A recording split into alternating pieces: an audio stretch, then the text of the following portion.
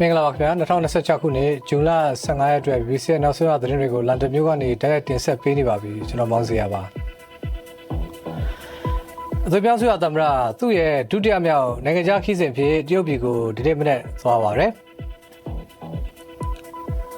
်ရစစ်တာကိုမတမာမှုတဲ့နီလန်းတွေနဲ့ခိုးယူသုံးဆွဲမှုတွေကြောင့်ဆုံးရှုံးမှုတွေဖြစ်ပေါ်နေတဲ့အကြောင်းလျှက်စစ်နဲ့ဆွဲရင်ဝန်ကြီးဌာနကပြောပါတယ်အမေရိကန်နဲ့အီရန်တို့ကြားမှာစစ်အဆုံးသတ်ရေးနဲ့ဟော့မုစီလက်ကြားပြန်ဖွင့်နိုင်ရေးတွေနဲ့ပတ်သက်ပြီးသဘောတူညီနိုင်ခဲ့ပြီးလာမယ့်တောက်ကြနေ့ဆွစ်ဇာလန်မှာလက်မှတ်ရေးထိုးကြမယ်လို့ဆိုပါတယ်ခင်ဗျာအသွင်ပြောင်းဆိုရသမ္မတသူ့ရဲ့ဒုတိယမြောက်နိုင်ငံခြားခီးစဉ်ဖြစ်တရုတ်ပြည်ကိုဒီနေ့မနက်ပိုင်းကသွားခဲ့ပါတယ်အဲဒီခီးစဉ်အတွင်းမှာမြန်မာနိုင်ငံမှာရှိတဲ့တရုတ်ရဲ့ရင်းနှီးမြှုပ်နှံမှုတွေအပါအဝင်ရပ်ဆိုင်းထားတဲ့မြစ်ဆုံစီမံကိန်းအရေးပါထည့်သွင်းဆွေးနွေးတာတွေရှိလာနိုင်မလားပြည်စုံကိုကိုင်းကိုဆိုတာပြောပြမှာပါဦးမြောင်လိုင်ရဲ့တရုတ်နိုင်ငံခီးစဉ်ဟာဇွန်လ15ရက်ဒီနေ့ကနေ19ရက်နေ့အထိ9ရက်ကြာမြင့်မှာပါတရုတ်နိုင်ငံကိုဒီနေ့ရောက်ပြီးချင်းမှာပဲပေကျင်းမြို့က Aerospace City ကိုတွားရောက်ပြီးတော့လေကြောင်းနည်းပညာဆိုင်ရာဖွံ့ဖြိုးတိုးတက်မှုနဲ့အာကာသနဲ့လေကြောင်းနည်းပညာတွေကိုကြီးစုခဲ့တယ်လို့သိရပါတယ်တရုတ်နိုင်ငံပိုင်သတင်းတွေမှာတော့တရုတ်သမ္မတရှီကျင်းဖျင်နဲ့တရုတ်ဝန်ကြီးချုပ်လီချန်အပါအဝင်တရုတ်ခေါင်းဆောင်တွေကိုတွေ့ဆုံမယ်လို့လည်းဖော်ပြပါတယ်ခီးစဉ်အတွင်းမှာတော့မြစ်ဆုံစီမံကိန်းအပါအဝင်ဒေါ်လာဘီလီယံချီတဲ့တရုတ်စီမံကိန်းတွေအရေးကိုဆွေးနွေးတာမျိုးရှိနိုင်တယ်လို့နိုင်ငံရေးနဲ့တရုတ်မြန်မာဆက်ဆံရေးအခြေအနေသိရှိကြသူတွေကသုံးသပ်ကြပါတယ်။တရုတ်ခီးစဉ်မတိုင်ခင်ရပိုင်းလိုမှာပြုလုပ်ခဲ့တဲ့ရေအင်းမြစ်ဆိုင်ရာအစည်းအဝေးရေအင်းမြစ်ကိုစနစ်တကျအသုံးချဖို့ရေအားလျှက်စစ်ထုတ်လုပ်ရေးလုပ်ငန်းတွေကိုတိုးမြင့်လုပ်ကိုင်ဖို့ကိုဦးမင်းအောင်လှိုင်ကထည့်ပြောထားပါသေးတယ်။ဒါကြောင့်လက်ရှိတရုတ်ခီးစဉ်မှာအဲ့ဒီစီမံကိန်းတွေကိစ္စထည့်သွင်းဆွေးနွေးပြီးအကောင့်ထဲပေါ်လာမျိုးတွေရှိလာနိုင်ပါသလား။ဦးမင်းအောင်လှိုင်ရဲ့တရုတ်ခီးစဉ်အပေါ်လက်ရှိစစ်တပ်ခေါင်းဆောင်တွေနဲ့နှီးစပ်သူတူပြောပြတာကိုအတန်အစားထိုးဖတ်ပြထားပါတယ်။မြစ်ဆုံတို့လိုစီမံကိန်းတွေကဝေးသေးတယ်။အဲ့ဒီအတွက်လောက်ရမယ့်အစီအစဉ်တွေကလည်းအကြာကြီးအခုလိုခီးတွေသွားပြီးတဲ့အခါမှာအခုဒါလုပ်မယ်ဒီလိုလုပ်မယ်ဆိုပြီးတော့အခြေခံကျတဲ့ပြုပြင်ပြောင်းလဲမှုတွေကိုနှစ်ပတ်တွင်းထုတ်လို့ရတယ်အများကြီး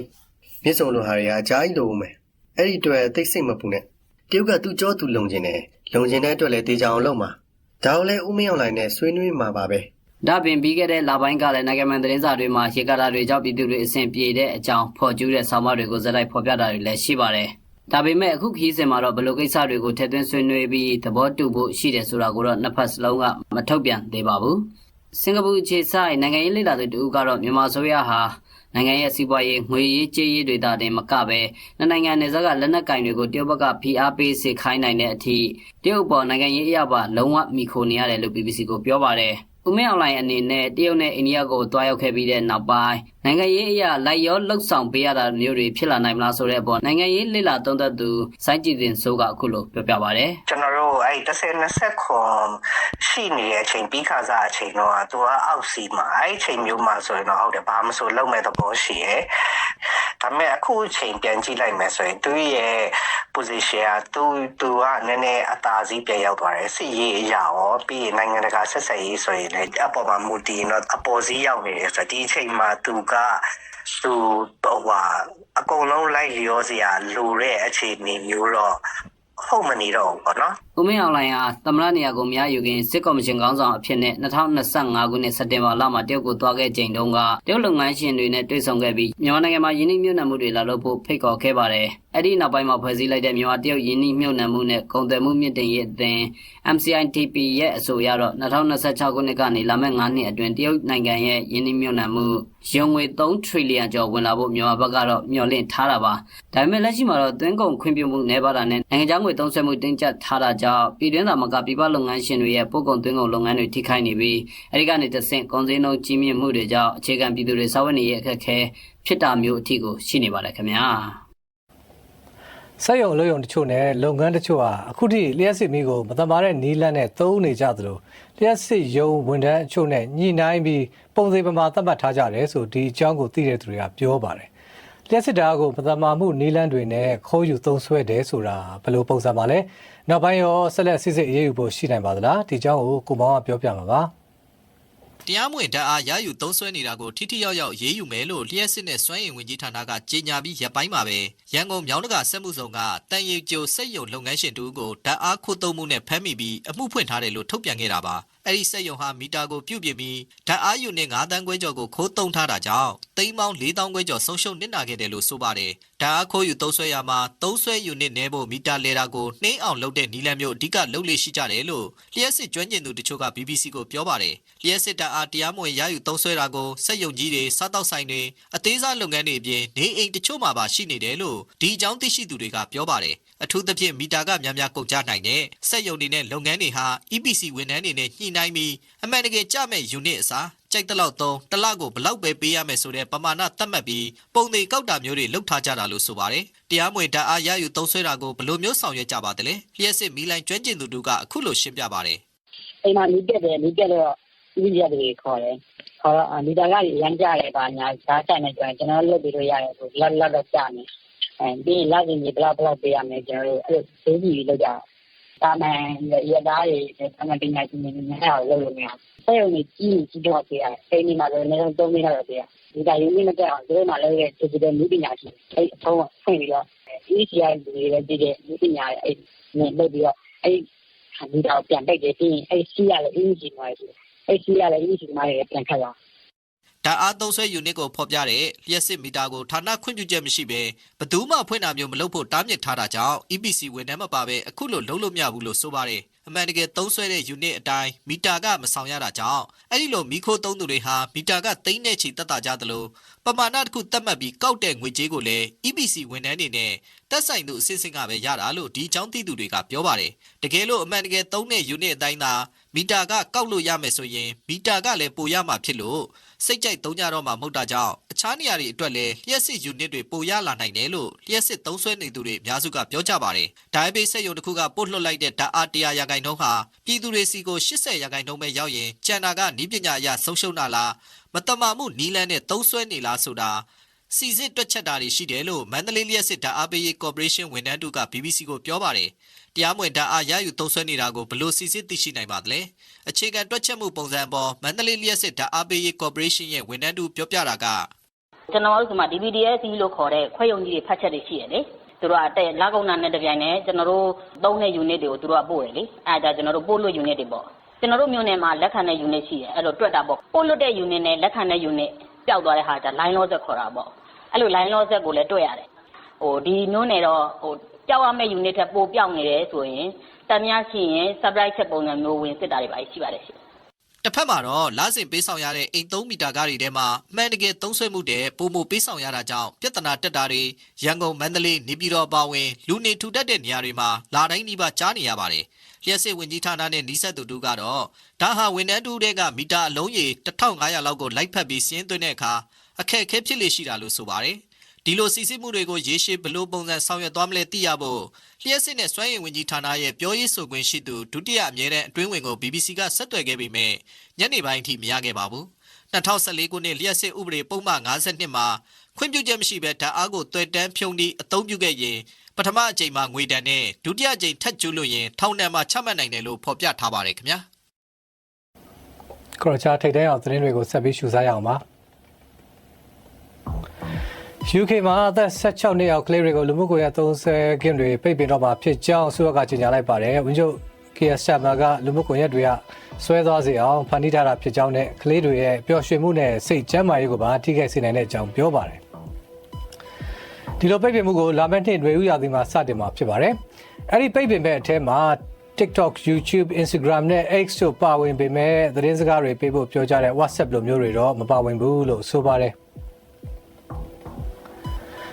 အမေရိကန်သမ္မတဒေါ်နယ်ထရမ့်ကသူ့ရဲ့အသက်80ပြည့်မွေးနေ့အထိမ်းအမှတ်ဖြစ်အိမ်ဖြူတော်ပြင်ပမှာအထူးတည်ဆောက်ထားတဲ့အားကစားရုံအတွင်းမှာကျင်းပခဲ့တဲ့တိုင်းပေါင်းစုံပြိုင်ပွဲကိုကြည့်ရှုအားပေးခဲ့တယ်လို့ဆိုပါတယ်။အမေရိကန်သမ္မတအဲ့ဒီတိုင်းပေါင်းစုံအားကစားပရိသတ်တူဖြစ်တယ်လို့လည်းသိရပါတယ်။အဲ့ဒီပွဲကိုမကျင်းပဖြစ်ဖို့အတွက်ဥပဒေကြောင်းအရတားဆီးဖို့စ조사ခဲ့ကြတာတွေလည်းရှိခဲ့ပါတယ်။အီဘိုလာကူးစက်မှုတွေဖြစ်ပွားနေတဲ့ကွန်ဂိုဒီမိုကရက်တစ်သမ္မတနိုင်ငံအတွင်းစောင့်ကြည့်ကုသမှုတွေတိုးမြင့်ထားတဲ့ကြားကပဲနေရာအသစ်တွေမှာပါကူးစက်မှုတွေပြန့်နှံ့လာတာတွေ့ရပါတယ်။နိုင်ငံအရှေ့မြောက်ပိုင်းကပြည်နယ်တွေဖြစ်တဲ့အီတူရီမြောက်နဲ့တောင်ကီဗူးတို့မှာကူးစက်မှုအသစ်800လောက်တွေ့ရတဲ့အကြောင်းကျန်းမာရေးဌာနတာဝန်ရှိသူတွေကပြောပါတယ်။မေလကစတင်ခဲ့တဲ့ကူးစက်မှုတွေကြောင့်လူပေါင်း200နီးပါးသေဆုံးခဲ့ရပြီဖြစ်ပါတယ်။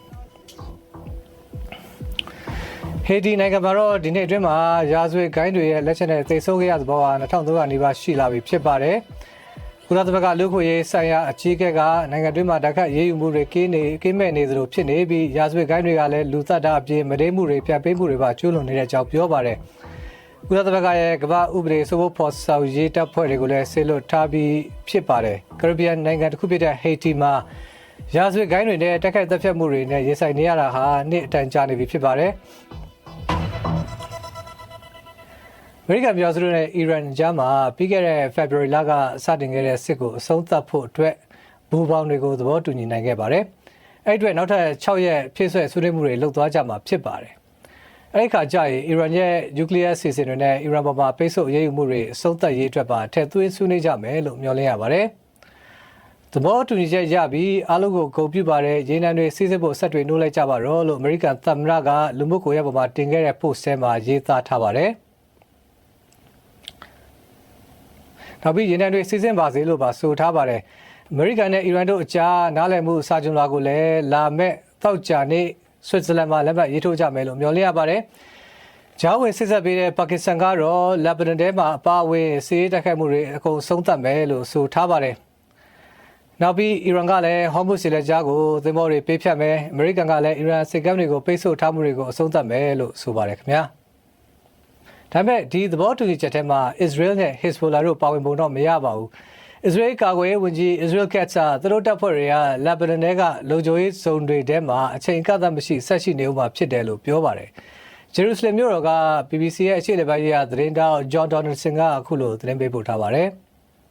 Well, there's not a lot of detail for stuff. ဒေးစိတ်အချက်လက်တွေတော့အများကြီးမရှိပါဘူး။ဒါနားလည်မှုသဘောတူစာချုပ်ပါ။နောက်ဆုံးသဘောတူညီချက်မဟုတ်ပါဘူး။အဲ့ဒါကနောက်ရက်60အတွင်းမှာဆွေးနွေးသွားကြမှာပါ။အဲ့ဒီရက်60အတွင်းတိုက်ပွဲတွေလုံးဝရပ်တန့်သွားဖို့လိုပါတယ်။ဒါကြောင့်ကျွန်တော်တို့သိတဲ့လောက်တော့ Donald Trump အတွက်ဦးစားပေးကရင်နံလမ်းကြောင်းပွင့်သွားဖို့ဖြစ်ပုံရပါတယ်။ဒါ Hormuz ရေလက်ကြားကိုပြန်ဖွင့်ဖို့ကိစ္စပါ။အဲ့ဒါကိုပဲသူပြောနေတာ။အဲ့ဒါကပဲဒီနားလည်မှုစာချုပ်မှာပါတာပါပဲ။အဲ့ဒီမှာအီရန်ရဲ့နျူကလ িয়ার အစီအစဉ်ကြောင့်လည်းအသေးစိတ်မပါပါဘူး။အဲ့ဒါကလည်းနောက်ရက်60အတွင်းမှာဆွေးနွေးရမှာပါ။Donald Trump အကြိမ်ကြိမ်ပြောနေတဲ့အီရန်ရဲ့တန့်စင်ပြီးသားယူရေနီယံကိုလွှဲပေးရမယ်ဆိုတာကရောအီရန်ကလွှဲပေးမှာလားအီရန်ရဲ့ပဲရင်းဒုံးကြီးအစီအစဉ်ကရောဘာဖြစ်မှာလဲ Donald Trump နဲ့ Israel ဝန်ကြီးချုပ် Netanyahu တို့ကအခုစစ်ပွဲစဖြစ်တဲ့ကအဲ့ဒီကိစ္စကိုရပ်တန့်ရမယ်လို့မကြာပြောခဲ့ကြတယ်အဲ့ဒီကိစ္စကိုလည်းအခုနားလည်မှုသဘောတူစာချုပ်ထဲမှာတော့မဖော်ပြထားပါဘူးဗြိတိန်ပြင်သစ်နဲ့ဂျာမနီတို့ကလည်းဟော်မုတ်စီလက်ကြားပြန်ဖွင့်ရေးကမဖြစ်မနေအရေးကြီးတဲ့အကြောင်းသူတို့ရဲ့ပူးတွဲထုတ်ပြန်ချက်ထဲမှာဖော်ပြထားပါတယ်တခါဒီသဘောတူညီချက်ကိုဆော်ဒီအာရေဗျနဲ့ကူဝိတ်တို့ကလည်းကြိုဆိုလိုက်ပါတယ်ရေနံဈေးတွေလည်းကျသွားပြီးအစုရှယ်ဈေးတွေလည်းပြန်တက်သွားပါတယ်ဒါပေမဲ့ဒီသဘောတူညီချက်ကြောင့်ရေနံလိုအပ်မှုပြဿနာတွေကိုဆုံးသက်သွားစေမှာတော့မဟုတ်ဘူးလို့ BBC သတင်းတောက် Nick Marsh ကစင်ကာပူကနေအခုလိုသတင်းပေးပို့ထားပါတယ် Will the oil flow? ရေနံစီးဆင်းမှုတွေပြန်ဆတော့မလား Donald Trump ပြောသလို Hormuz ကသင်္ဘောတွေဆက်နှိုးထားရတော့မလား Hormuz ရေလက်ကြားမကြခင်ပြန်ဖွင့်နိုင်တော့မလားမဖြစ်နိုင်သေးပါဘူးဒီသဘောတူညီချက်ရဲ့အစိပ်ပိုင်းတွေရဲ့ရေးပါမှုကိုကြည့်ရင်စီးပွားရေးထက်နိုင်ငံရေးနဲ့ပိုသက်ဆိုင်တယ်လို့ထင်ပါတယ်ဖြည့်ရှင်းရမယ့်ပြဿနာတွေအများကြီးရှိနေပါသေးတယ်ဆိုလိုတာကသဘောတူညီချက်ကိုလက်မှတ်တောင်မထိုးရသေးပါဘူးအကြီးဆုံးပြဿနာကလက်ဘနွန်ကိုတိုက်နေတဲ့ Israel ကဘယ်လိုတုံ့ပြန်မှာလဲဆိုတာပါအီရန်စိတ်ကမ်းတွေကိုအမေရိကန်ကပိတ်ဆို့ထားမှုရုပ်သိမ်းဖို့ဘယ်လောက်ကြာမှာလဲနောက်ပြီးအီရန်ကသူ့ရဲ့ရေနံရောင်းချမှုကိုနိုင်ငံတကာပိတ်ဆို့မှုတွေရုပ်သိမ်းတင်တယ်လို့ဆိုထားပါတယ်ဒါတွေကတညာတည်းနဲ့ဖြစ်မလာနိုင်သေးပါဘူးခုတော့အားကစားသတင်းတွေကိုဆက်ရှုစားရအောင်ပါအားကစားသတင်းဆိုကမ္ဘာဖလားအကြောင်းပေါ့ခင်ဗျာဒီမနေ့ကကျင်းပခဲ့ကြတဲ့ကမ္ဘာဖလားဘောလုံးပြိုင်ပွဲတွေဘက်မှာတော့၄ချိန်ချန်ပီယံဂျာမနီကဒီတစ်ချိန်မှပထမဆုံးချိန်ဝင်ရောက်ရှင်ပြိုင်ခွင့်ရတဲ့ကူရာဆာအသင်းကို9-9နဲ့နိုင်ခဲ့ပါတယ်တခါအကွေဒေါနဲ့အိုင်ဗရီကိုစต์ပွဲမလဲပွဲပြီးကနေမှမန်ချက်စတာယူနိုက်တက်အသင်းကအမက်ဂျီယာလိုသွင်းယူတဲ့တလုံးတည်းသောဂိုးနဲ့အိုင်ဗရီကိုစต์ကအနိုင်ရခဲ့ပါတယ်ဆွီဒင်အသင်းကလည်းတူနီးရှားအသင်းနဲ့ရှင်ပြိုင်ကစားရမှာ9-9နဲ့နိုင်ခဲ့ပါတယ်။နောက်နယ်သာလန်နဲ့ဂျပန်တို့ရှင်ပြိုင်ကစားခဲ့ကြမှာတော့တစ်ဘက်ကို2-0စီနဲ့သေကြခဲ့ပါတယ်။ဒီနေ့တော့၄ပွဲကစားဖို့ရှိရမှာအဲ့ဒီထဲက